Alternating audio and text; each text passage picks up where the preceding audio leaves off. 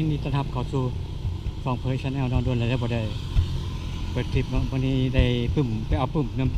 ำดัตตาคอมมาปึ้มอาณาวิธีสั่งพิมพ์โปรเนาะวันหนึ่งมาลองเบิ่งสิได้สบายสิดีสบายลองเห็นลองเบิ่งน่าสิดีบ่นี่มียางกลับเมื่อจากบริษัทดัตตาคอมเนาะมาผ่านอาณาของการนครหลวงก็บักใหญ่ของการนครหลวงบล็อกนึงเลยเนาะที่วัดทัดพุ่นนี่ที่ทางวัดทัดพุ่นเนาะที่บอลจุดบอลเผาศพคนเสียชีวิตผู้คนหัวจักรักแรงผู้ห่างผู้มีของหัวจักรักแรงผู้การนำผู้ห่างผู้มีนะรถสั่นปัดกลางของจังหวัดเป็นเส้นทางมีไปแล้วตรงนี้อำนาจกับชุดนี้แหละชนายมาจุดมะเผาอยู่นี้นอกจากมีตำแหน่งกรมการเมืองจะเผาอยู่หาดหลวงแต่ว่ารุดกรมการเมืองมากนี่กรรมการส่วนกลางที่มันเผาอยู่นี่แล้วเผาอยู่วัดทัดฝุ่นนี้เนาะ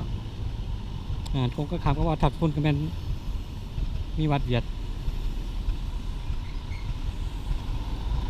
ก็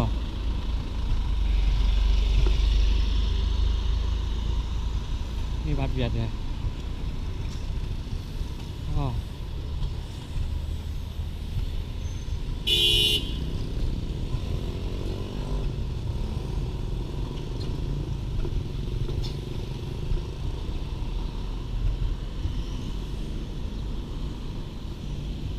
เช่นนี้เสียทับซ้อนนะเช่นนี้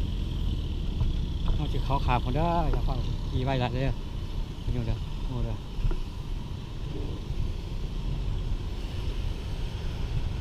นู่วัดเวียดนะงามเนาะมันสั่งไม้งามหลายสั่งหัวประตูงามหลายเฮ็ดออกสไตล์เวียดเลยล่ะตะกี้บ่ได้สั่งปานนี้ก็สิเป็นได้รับการอนุมัติคักแน่เป็นที่ถูกต้องตามกฎหมายแล้วนี่เป็นมอบหมายแล้วภาครัฐมอบหมายแล้วเขาจึงสั่งอ๋อมีเจ้าแม่กวนอิมมีวัดโอ้คักเวียดเป็นบอลเพิ่งจิตใจของชาวเวียดนะชาวเวียดนามอยู่ลาวเวียดเกี่ยวโมเมนต์เวียดร้องให้เวียดเกี่ยวอย่างนี้เต็มงานกุจีนเลยมันอยู่นี่แล้วเป็นหลักเนาะแถวนี้มันเป็นกระทรวงเ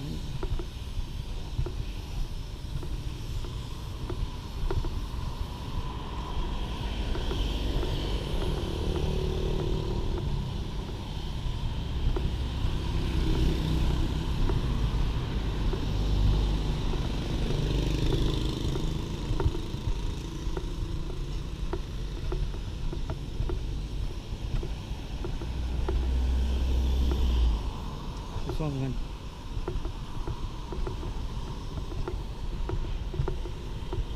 บางงานบ่อแฮที่ตัวนี้คือแปรกับโพชัดไฟฟ้าเลย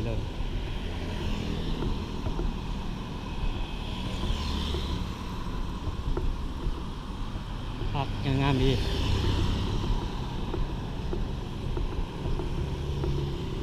ไงดีกว่าช่วงตัวนี้ตอนนี้มัน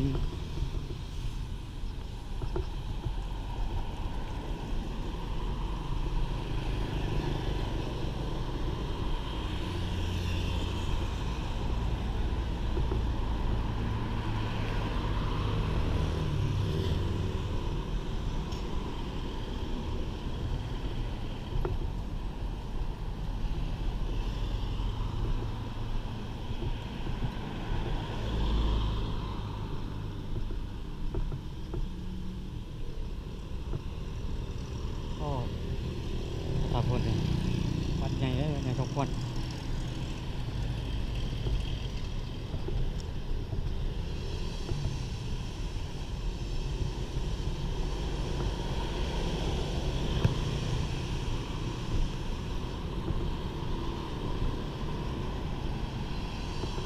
อยู่แถวอยู่เส้นนี้มันมีอันดาบ่อแห่นี่เนาะเลยค่ะ กระทรวงป้องกันความสงบนี้แก้ตลาดเศร้าเลยเขียวๆนี่แม่แล้วนี่โอ้รับส่วนหลายสุดเลยฮ้อนหลายธรรมดาสิหนาวเลยนะครับ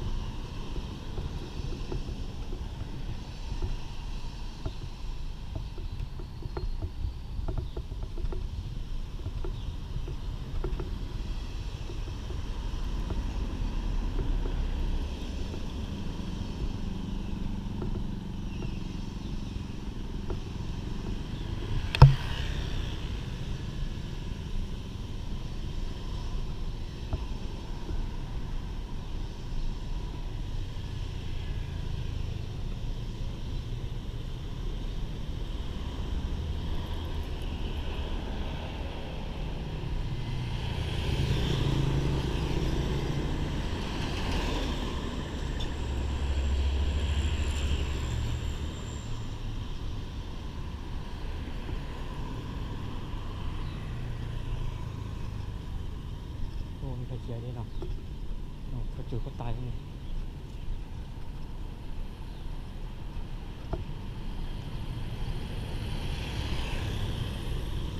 ก็ส่วนท่านนี่อยู่ยาวอีกหน่อยนึงแล้วเพราะว่าควันเวลาจุดคนตายควันปิวมานี่เนาะเดี๋ยวนี่จะอยู่ยาวหน่อยนึงคิดเขากินน้ำร้ายกันมีกินก็อันนี้มันรถพวกกวดกลางคืนตำรวจตรวจกลางคืนดิตำรวจเต็มทางหลังเลยเลาะกลางคืนนี่หน่วยพิเศษหน่วยสุดดำหน่วยพิเศษ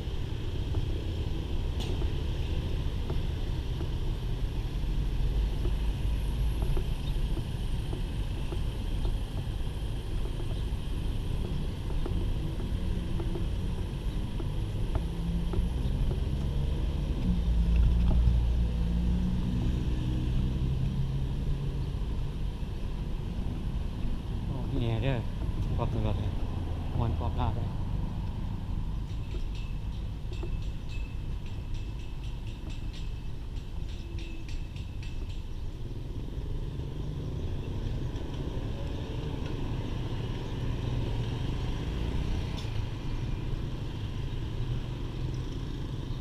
ขอคำเลยเด้อ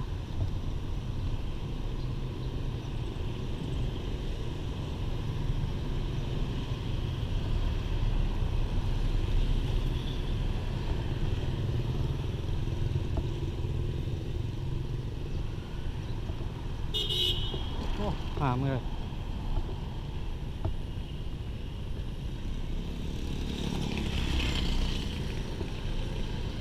โอ้มีแหงเลยเขามาเพิ่งหัวของกระทรวงของเราทุกคนเลยก็กระทรวงไงนี่ปักไงนี่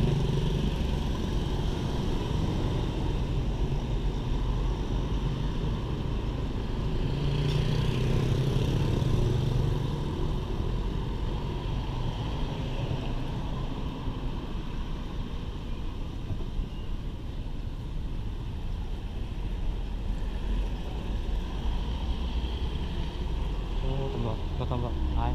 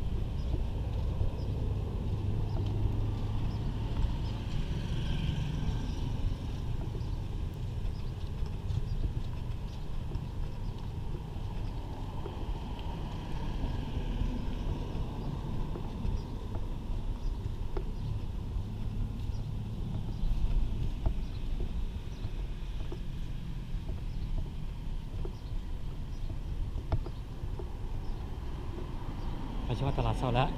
ยังไงแวะกินน้ำตลาดเช้าก่อนไม่ได้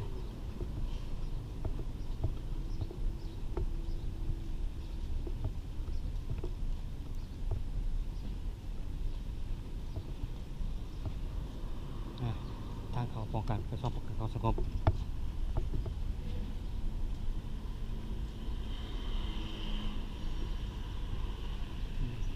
เป็นอยู่โครงการขามแล้วตลาด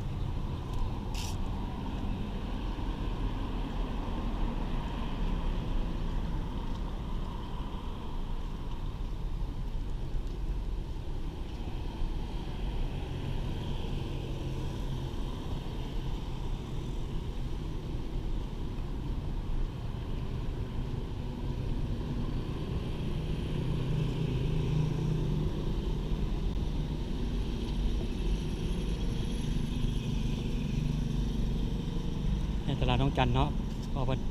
ทางด้านเพิ่นแปลงที่แปะอยู่แปะที่เราเพิ่นแปลงเพิ่นเปิดตัวนี้ให้เขาทางนี้เนาะ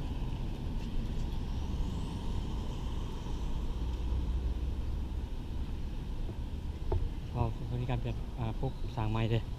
ให้เขาทางนี้เป็นเขียนใส่ตลาดต้นแบบของเราที่บ่ถือที่บ่ต้องใส่เงินสด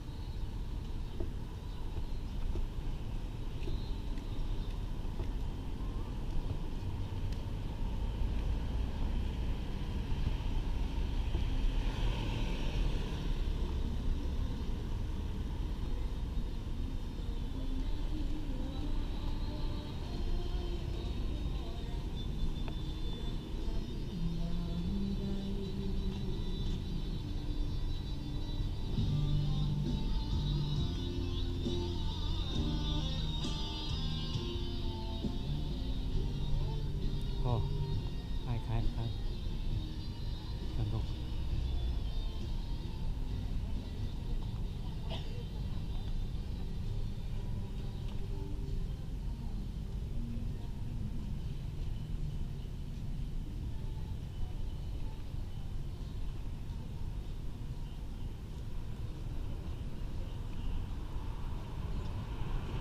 เอาหาของแม่เขาด้วยนี่บิ๊กซีเปลี่ยนจากเป็นตัวมาเป็นมินิบิ๊กซีแล้ว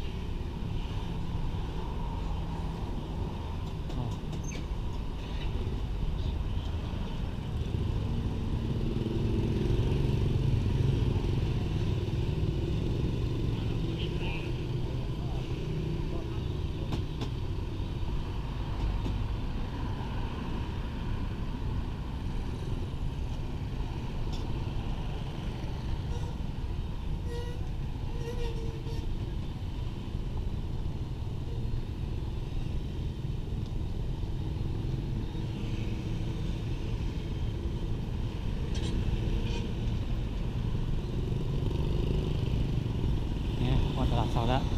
เอามาวันนี้ขอจบคลิปไปอย่างนี้เด้อขอขอบใจที่เบิ่งบาย